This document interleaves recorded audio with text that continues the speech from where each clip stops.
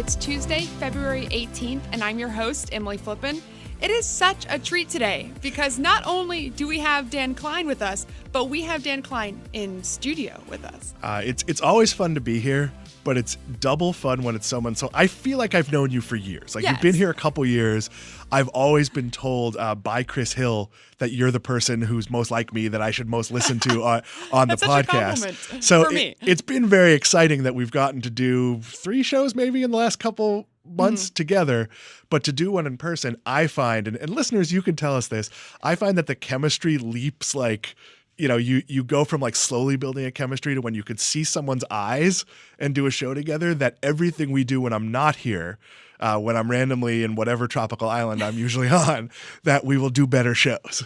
Yeah, I'm not trying not to dive into cruises again for the millionth time with you, but I do feel extremely jealous of your life down there in Florida, right?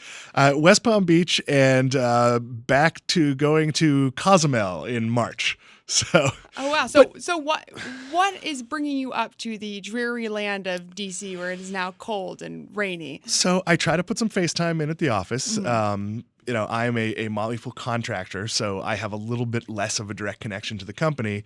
And this is a lesson for all of you who are contractors or remote workers. Sometimes if they don't see you, they forget you exist. So I work as part of 2 different teams here, plus the podcast. And just sometimes, whether it's your boss or your coworkers, they look at you and they're like, oh yeah, Dan's here. Like, maybe he could do this. So like yesterday, Matt Frankel, another industry-focused contributor, and I shot a bunch of Instagram videos for Million Acres, our real estate site. That's not something that would have come about had we not physically been here. And if it works, maybe it'll become something we do, part of our job, part of something we do for fun. Matt and I like to talk to each other, so who knows? But the real reason is we didn't realize the office was closed Monday. And we booked, and they comped us at MGM. We're both gamblers, as we've talked about a lot. And we're actually doing a show with Nick Seipel next month on gambling. They gave us 2 free nights, which it's very easy to get free nights in Vegas. It is very hard here in Baltimore to get free nights. And we both went, well, what meetings can we schedule Monday to make it worth our while? And you'll hear next Monday's Industry Focus, Matt taped a really excellent interview. And we did just enough stuff to be able to sort of say to our significant others, like, yeah, it's work. Like, there's a reason to be here. Well, I can't imagine how busy your days must be while you're here. So I appreciate you jumping on with me. It's always a pleasure. Always happy to come in. And this is a topic we're going to talk about today that I know is, say, close to your heart. That's a strong way to put it. But we had talked about it a lot over email previously, and thinking about when the best time to kind of get into this topic, I guess the topic of the retail apocalypse is. And I know that you have some strong opinions about the apocalypse is such a strong word, but. So here's the thing. I'm a journalist by trade. And I think the problem is when you don't cover something regularly, when you are coming to the retail apocalypse from the Macy's in my town closed, other stores I've heard of have closed, this must be a disaster for retail. And the reason for it is clearly Amazon. People are shopping at Amazon. And I'm not going to totally say, of course, people shop at Amazon and some shopping has gone there. But you will see things misreported as much as I've seen the number half of all sales are happening online. That is not true. 13% of sales, not including autos, and the vast majority of cars are bought not online. 13% of sales are taking place online. That number has ticked up like basically a percentage point a year. So what it exposed is badly run retailers. So let's take, and I hate to pick on JCPenney and Sears. Oh, it's so easy though. But if you go to Sears sold products that it used to have exclusives on. So you no longer need to go to Sears to buy Craftsman tools. I forget if it's Lowe's or Home Depot. I think it's Lowe's. You can go to Lowe's and they make Craftsman tools. They have the same rules that Sears had with warranties. So they sold away something that made you go in. They dismantled some of their home services. They stopped having the money to turn over their merchandise. And one of the examples I'll give, and I think I've actually used this on air before, is I went to a JCPenney and I needed size 10 slides. Any brand, any price point. I was going to a water park the next day and and it was a holiday, so not a lot was open, and I needed size 10. And I walked in and JCPenney had 7 different kinds of slides, none of them in the size I needed. No. Because when you get tight on money, and I know this from my retail days, you can't order until you've hit below a certain inventory on that product. So maybe your reorder point with Nike is $10,000 for an individual JCPenney to place an order. I'm making that number up, but it's that was at the toy store, like Hasbro was $5,000. So we could bring in the initial $5,000, but if we sold out of Candyland, we couldn't place a $2,500 reorder, which was the minimum point for the reorder, because you're tying up $2,500 and you don't know what's going to sell aside from Candyland sold well. That's what happens at JCPenney and Sears. You go in and it looks like they're well merchandised, but you'll be like, they're out of extra large and large. They only have small and medium in all the men's shirts. That's super awesome for my son, who is a small or a medium. Less good for me, who isn't. And so you start to see all these little cracks. So people say retail apocalypse, but the apocalypse is that they didn't invest in their stores, that other people did it better, that there are better ways to buy many things. Target has been absolutely disruptive in creating clothing brands that would take away from Sears and JCPenney and what they sell. If I'm buying a basic black polo shirt and I could buy that at Target where I'm already at, they're probably going to get that business, and I'm not going to go to the mall, and I'm not going to do certain things. So you see all this reporting of the retail apocalypse, and it's based on sheer numbers. And here's another number people get wrong. There's going to be 9,000 store closures this year. What will happen to the malls? What they don't report is there are going to be more than 9,000 store openings. The difference is when a Macy's closes, it has a material effect on a lesser mall. An A mall can say, hey, let's put a skating rink in, a co-working space, a hotel, residential, a gym, a supermarket, like whatever enhances the value of our plaza, which is very healthy because all of those new additions are stores like Casper Mattress and Untuckit and Peloton and things that are going into top tier malls. So is there a retail shakeout? Yes. Bad malls are dying. Toys R Us was always in the bad mall. Like it was always in the like shopping plaza that has like a supermarket that's not a name brand, and like maybe it had a Sleepy's. Like it was never the best place to be. Like it didn't have good fast food. It had like a Subway. Like those are very hard spots to rent. And the reality is those probably need to get knocked down and turned into houses or parks. It's hard to make money on a park, but so you're seeing this narrative of, I used to shop at Payless, now there's no Payless. That's because Amazon or, Zapatos knocked Payless out. And the reality is, no, Payless knocked Payless out. Toys R Us closed because they were purchased in a $6 billion leveraged buyout that didn't give them the money to make the changes their CEO knew they need to make. The new Toys R Us's that have launched are interactive, and there's all sorts of stuff to do. And again, I ran a toy store. It was interactive, had all sorts of stuff to do, had a huge, still has, a huge model train set up, had places for people to build things. We would do Lego events, readings in the store for parents with little kids. That's what Toys R Us needed to be. But when all your revenue is going into servicing your debt, you can't change, and it becomes a self-fulfilling prophecy. JCPenney, Jill Solto, has great ideas about yoga studios and all sorts of things she can do in JCPenney. Those things cost money, and she doesn't have any money. Yeah, so when I think about traditional retailers, I think JCPenney and Macy's, you kind of hit it on the head there. I think about the fashion industry and how maybe the fashion industry itself has been disrupted over the past decade or so, because you see the success of companies like TJ Maxx and Marshalls, Ross, companies that are discount clothing retailers that are still driving a ton of foot traffic into their stores at a lower price point, but not offering a particularly good experience. I mean, you kind of had the treasure hunt experience, right? Yeah. So I hate that experience. I love it. I had the strangest Marshalls story of any person. 5 or 6 years ago, I needed a suit. I didn't know Marshalls worked that way. I went to Marshalls. They had a suit in my size, tailored, like basically fit me off the rack, other than you have to get the pants finished at the bottom. Mm-hmm. And I bought it, and it was cheap, and I thought that's how Marshalls worked, that like you went to Marshalls, they had what you wanted in your size. I then went to Marshalls again because I needed a dress shirt, And they have white. They always have like basic color. They didn't have whatever color I wanted. And it was a miserable experience because I don't want to treasure hunt. I don't go to the mall going like, I wonder if there's stuff I like here. I go to Marshall's because I need socks.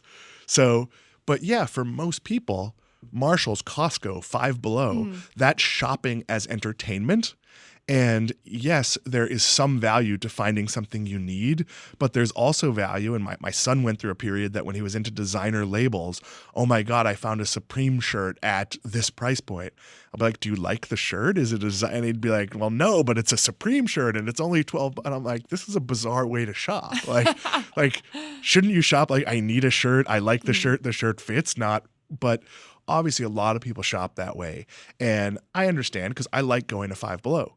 You go to Five Below, you don't know if it's going to be like Japanese candy or sweatpants, and there might be something you want in there, and it's going to be, $2.50, or at least it's going to be below $5. Though they have a few things now. Yeah, I was gonna say. They have a 10 and above section, but that section They're is cheating.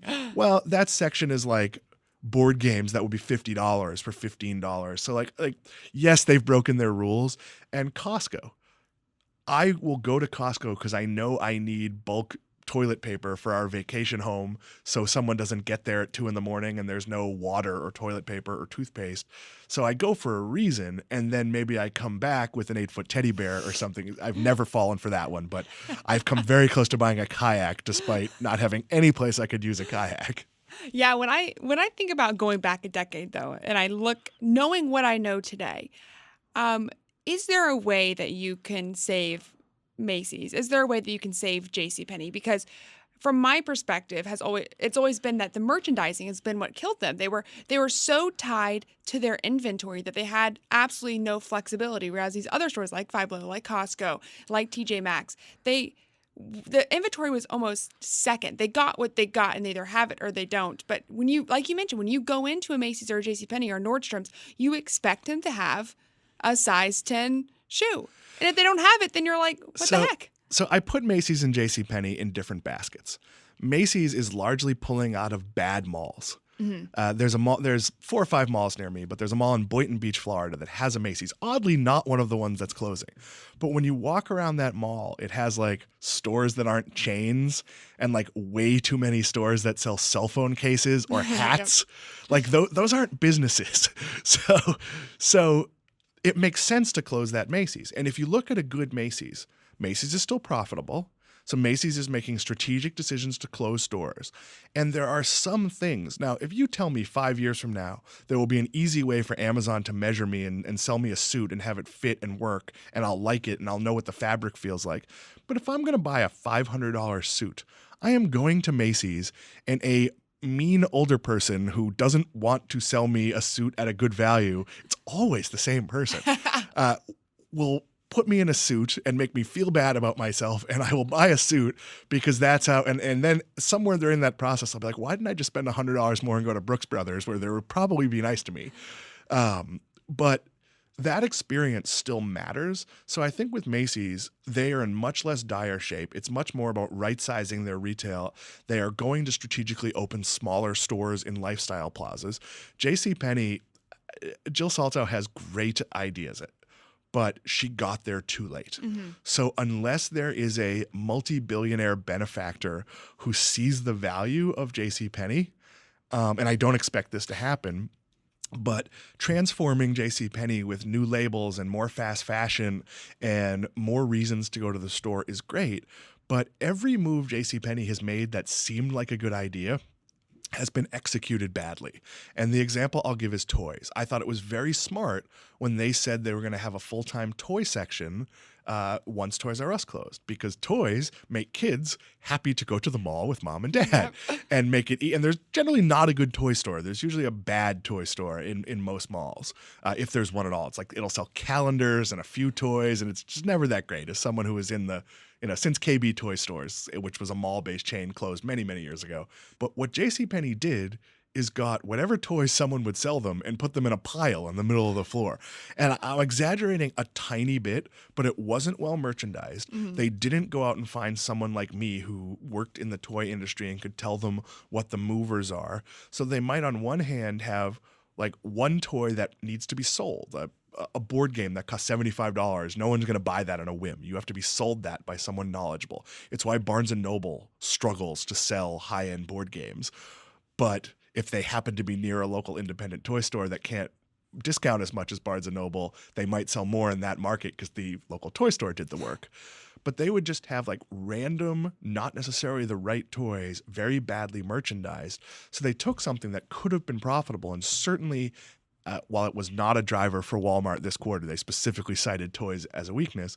Toys has generally been a no-margin traffic driver, and it would have made sense. Same thing with appliances. There was some niche to sell appliances with Sears going out, but even the JCPenney's that added appliances did not add the appropriate expertise to sell you and upsell you. Sears, say what you will, has experienced appliance salesmen. So you walk in and you can say, and then Nick Seipel was at my vacation home when my washing machine died, or my dryer. It caught on fire. And Nick called and he said, does it always shoot flames out the back?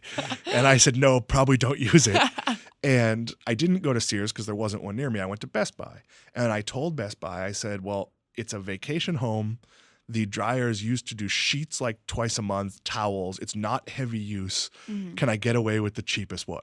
And they said, yeah, absolutely. Like for what you're describing, you shouldn't buy the $600 one where you can watch your stuff tumble around. And it was the salesman knew what he was doing, or she was doing. I don't remember which. And it was a good experience, and it made me feel good about what they were recommending. Now, if they had any reason to recommend the more expensive one, they certainly would have, and that would be the smart thing for them to do. JCPenney, it felt like, oh, if you know what you're doing, you can buy this, and otherwise.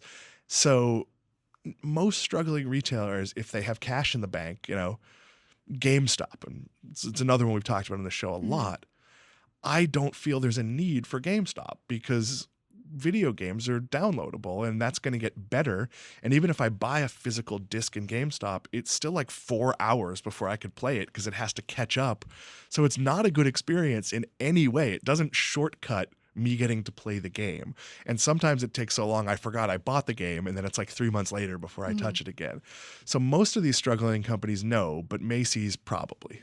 So I want to pick your brain a little bit more about the e-commerce aspect of this retail apocalypse. Again, hate calling it that. But before I do so, I want to remind all of our listeners that if you're looking for more stock ideas and recommendations, you can always check out our Stock Advisor service. You'll get Stock Advisor recommendations from David and Tom Gardner every month, best buys now, and a whole lot more. You can go to if.fool.com. We have a special 50% discount just for our listeners. So check it out at if.fool.com. So Dan, let's talk about e-commerce here, because you named some companies that I'm interested in thinking about what their future looks like. Notably, you mentioned Walmart.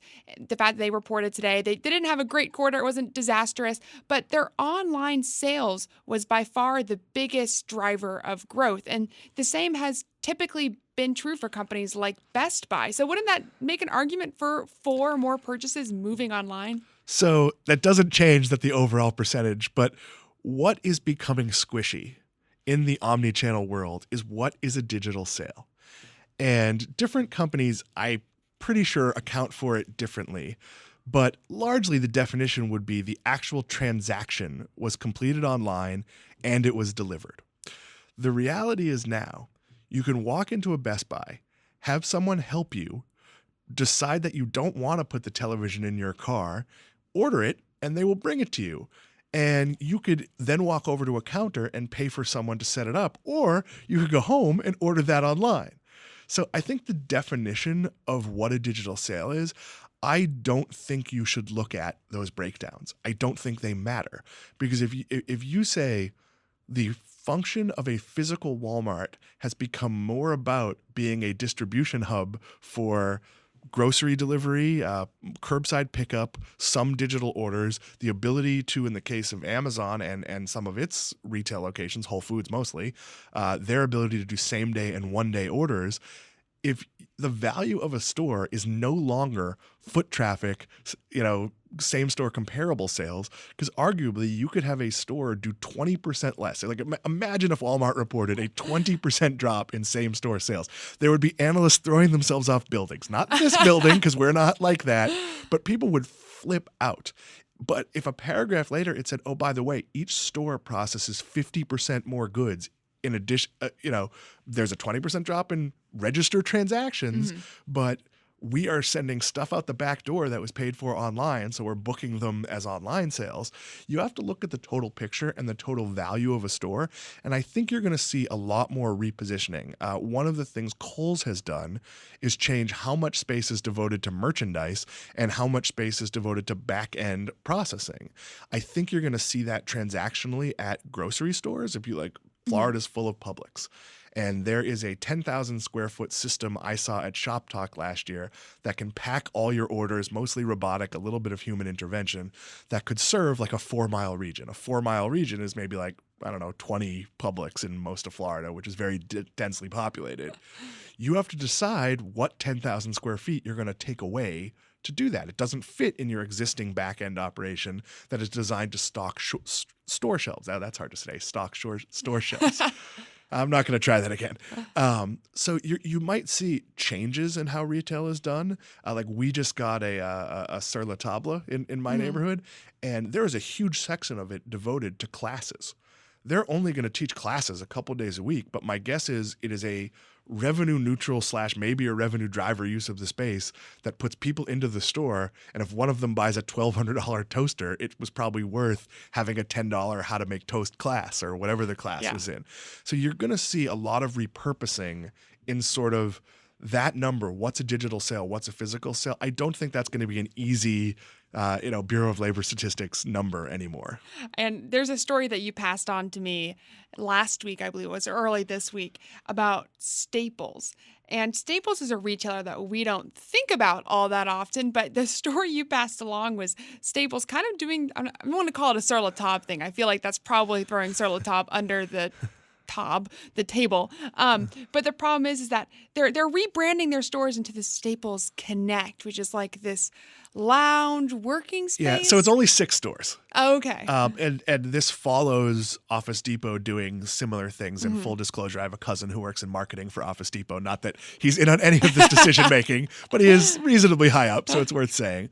But what they've done with Staples Connect is they're putting in a co-working space.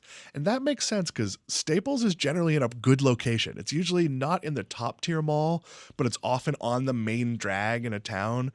They're also adding in, and I think this is very unique, nobody else is doing this, a podcast studio. And I like that because as someone who does podcasting from home, it's actually sometimes difficult. Like maybe my building is doing maintenance that day. Maybe I have an office space, but maybe the office next to me is playing music and doesn't want to turn it down. Being able to have dedicated bookable podcast space, where you pay whatever, $30 per half hour to use it is valuable. Having co-working in a strip mall that's well located as opposed to in an office building, there's built-in parking, there's built-in restaurants, there's a lot of good factors to it. And if you're Staples, if you're Office Depot, if you're a lot of retailers, you have to look at it and say, I have this footprint. How else can I make money off it? It's one of the things I've often talked about with Barnes & Noble. When I ran the toy store, we had, and now they have a beautiful second building, but we had a basement devoted to gameplay. And you could buy your collectible miniatures, take them downstairs out of the package and go play. And we had all the tablescapes and all the scenery and all the things you needed. Barnes & Noble has an empty CD section in almost any one of its stores that's like 6,000 square feet. You could own gaming. So you could probably add $500,000 in annual sales to every Barnes & Noble by hiring one $30,000 a year kid who knows this stuff to work from 4 p.m. to midnight and run this, and you'll sell an awful lot of candy on top of that and Starbucks coffee. And I think more stores need to really think about what can I offer that's experiential, that fosters the use of our product. So you can't just be a store that sells musical instruments. Like Walmart has music and arts in some of its locations where you can go take music lessons inside a Walmart. Well, that gives mom a reason, dad a reason to go to Walmart, and they might do their grocery shopping there when otherwise they would have gone to the grocery store or to Target or used Instacart or Shipt or any of these 17 other services you have for that. So it's all about it's harder to get me to leave my house than it ever has been. I can order anything pretty much just with my phone.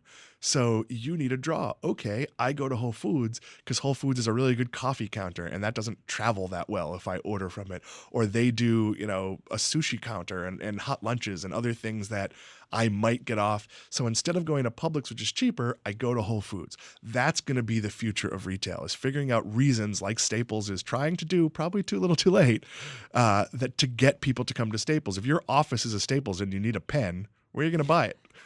That's a good point. And while we're on the subject of disruption in industries, not to leave it there, but I know there's a big news that came out. I know that Dylan covered this in Industry Focus on Friday, but that's the merger of T-Mobile and Sprint, and it was essentially going to leave John Legere, the outgoing CEO of T-Mobile, and open candidate for new ventures in the future to disrupt. So interestingly, John Legere a few months ago announced that he was moving on. Mm-hmm. And there was a lot of speculation at the time that he was going to WeWork. I remember that. Because SoftBank, which owns Sprint, has a major stake in WeWork, and that would make sense. But that's not the case. He may know where he's going, but we don't know where he's going. So the question we asked each other as we were slacking back and forth this week was, what industry would we like to see John Legere? And we talked about my issues with their Super Bowl commercial, but for the most part, he's my favorite CEO. He's brash without being a jerk. So he's doing that sort of like P.T. Barnum, Vince McMahon character, but without being mean about it. And he's very customer focused. He's broken a lot of things at T-Mobile that were bad about the industry. So would we like to see him go and basically force the industry to be better? And my example, I want him to go into the rental car space.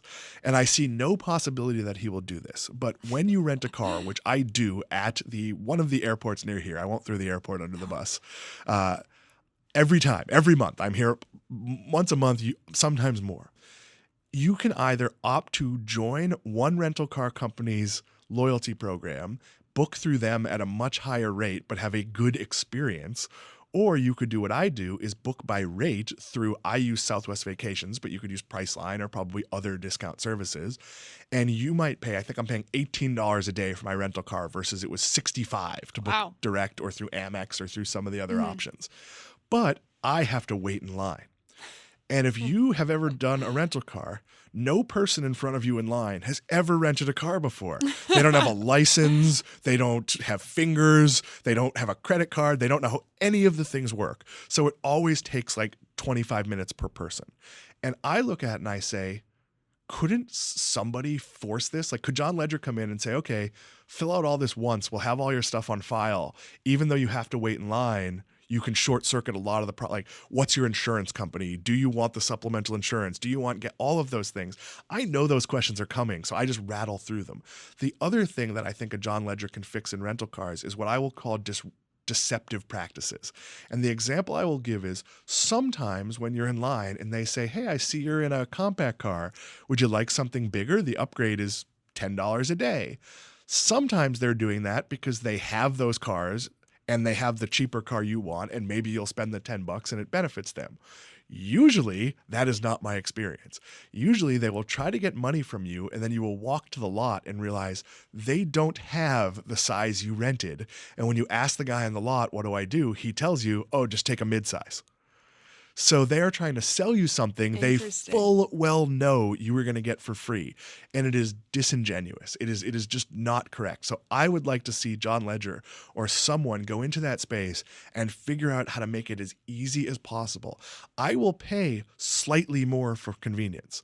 I will not pay 2 or 3, maybe even 4 times as much just to have a good experience. I don't want to derail the conversation too much about rental cars, but you speaking reminded me of the 1 or 2 times that I have rented a car. Once when I was traveling abroad, which was a fine experience because it was abroad, it was in the UK, everything was much simpler over there. But it reminded me, when I move within the US here, I use U-Haul, which is owned by a company called Americo. And that process, the U-Haul process that Americo has lined up, is outstanding. I don't know if you've ever gone through the process yourself. Many times. It takes 2 minutes. 2 minutes. You download an app. I did everything without ever seeing a person's face, which to me is the best. If I can do something without having to have any human interaction, I will. I mean, I went in, got a code, picked up the key, took the car, dropped it back off. It was all in all a fine experience. So I agree with your analysis that there's probably room for disruption there. And they're letting you rent a 32-foot truck or a 28-foot truck. Exactly. They shouldn't be letting you rent that. That's the breakdown of the process. There's no test. Like, I drove whatever the biggest size you could rent without a special license from Connecticut to West Palm Beach, Florida. Straight, 24 hours. It took like 20 hours. Stopped for meals and gas, and that's it. White-knuckled the entire time, because who knows how to drive this? Yeah. The other thing I will say about rental cars, just to further go, is my wife and I have different last names. She kept her maiden name. It made sense. Her first name is Celine, all the same letters as Kline. Doesn't look right. So we rented a car, and she needed to be an additional driver. And she shows her license, and they said, "Oh, are you married?" She said, "Yes, we're married." And they said, "Oh, do you have a copy of your marriage certificate?" And I just looked at them and went, "Oh yeah, I carry that around." No. I wouldn't know where that is at home, let alone have it with me. And it just became the disconnect. And eventually we had my son's passport with us because he's too young to have legal ID, and it's always good to have ID. And we convinced them that we were married and we could be covered. But it took like half an hour, and we wouldn't have done it except she literally needed to drive the car someplace where I wasn't going to be. And stuff like that needs to get fixed. If I could download an app and take a picture of our marriage license or whatever to prove we're married or do whatever needs to be done, when you check in for a cruise ship, you can pre-do everything down to you take your picture, you scan your passport. It will be stamped on your ticket, expedited arrival. Now, I obviously get some perks because of loyalty tiers. Oh, we're on cruises again. So, well, no matter, but like it's an embarkation process. Yeah. It's travel. You can, very similar to a rental car, but if you do the work beforehand, you can cut the line, no matter who you are, get on board faster. So if a lot of people aren't going to do that. We've experienced, like, there will be plenty of people that show up at a rental car counter and don't know you pretty much need to have a credit card. It's going to be much harder if you don't have a credit card. Those people are just going to take a long time in line. But those of us who are kind of savvy travelers, I mean, you're headed off to Kilimanjaro after this. Don't remind me. So, yeah, this is our last show together. It's heading off. No, she'll be back.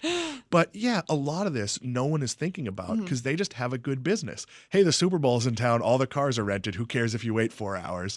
So they don't have to. A John Ledger could force them to have to. Yeah, and I hope John Ledger is listening to this podcast because to me, that sounds like a great idea. I think he has. Based on Twitter, I think it's not out of the question that John Ledger is listening. Well, we'll take credit for that idea then, John. And yeah, be sure to cite us, whatever your next move is in the car rental space. Well, Dan, thank you again for sitting down with us. Like I said, it's always a pleasure to have you in person. Thanks for having me. Austin, thank you for putting up with whatever level of tomfoolery we've been up to today. Well, listeners, that does it for this episode of Industry Focus. If you have any questions or just want to reach out, shoot us an email at industryfocus@fool.com or tweet us at MFIndustryFocus. As always, people on the program may own companies discussed on the show, and the Motley Fool may have formal recommendations for or against any stocks mentioned. So don't buy or sell anything based solely on what you hear. Thanks to Austin Morgan for his work behind the glass today. For Dan Kline, I'm Emily Flippen. Thanks for listening and Fool On.